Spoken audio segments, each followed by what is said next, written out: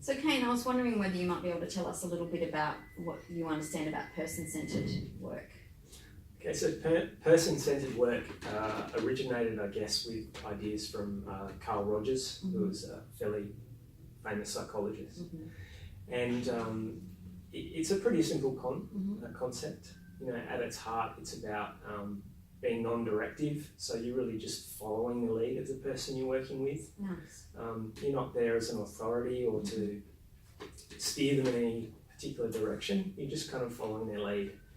And there's also three main conditions for person-centred work, which Rogers emphasised. And the first one was unconditional positive regard. So really that's just a way of saying that you accept the person for who they are here, now, as they are. You're not trying to change them.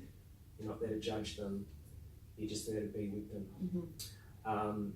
Accurate empathy is the second one. So, you know, we've already talked about that a little bit. It's really being there with the person, making your best efforts to kind of appreciate their frame of reference for their experience of the world. And then the final one is congruence or authenticity. So it's really about bringing your whole self to the interaction with someone and just presenting yourself honestly as you are, not being pretentious, pretending to be someone that you're not, or some sort of authority figure. It's just a one-to-one human interaction. Yeah, great. And how do you see that happening with the just listening?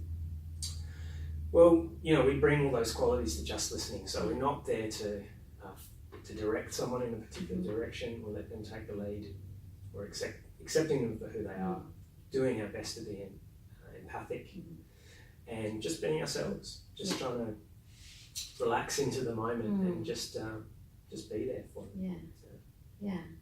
I think there's something really powerful about the idea of really being with someone in a way that hears them.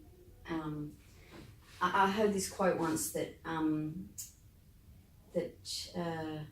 judgment is only a lack of understanding.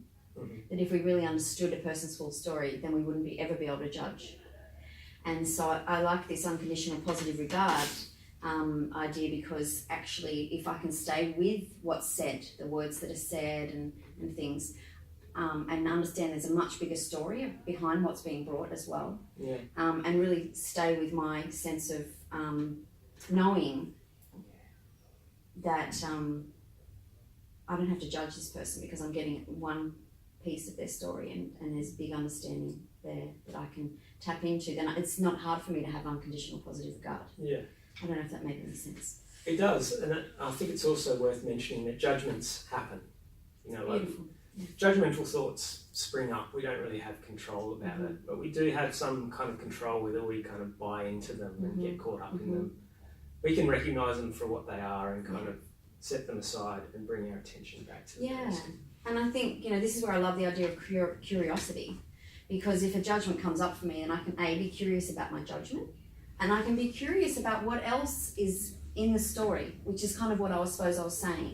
There's things here that maybe I'm judging, but actually if I understood fully, I wouldn't have to. So if anything, it's a cue to listen harder. That's right. Yeah, perfect. Yeah.